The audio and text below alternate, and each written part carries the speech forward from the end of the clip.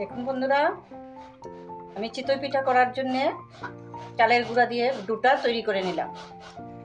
এখন চুলায় যাব, পিঠাটি তৈরি করব।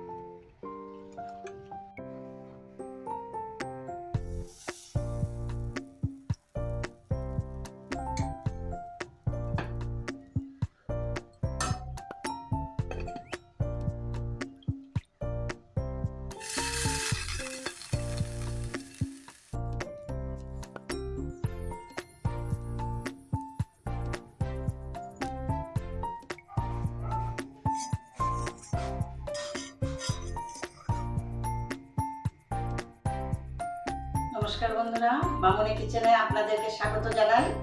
দেখুন আমার চিতই পিঠাগুলো কি সুন্দর হয়েছে।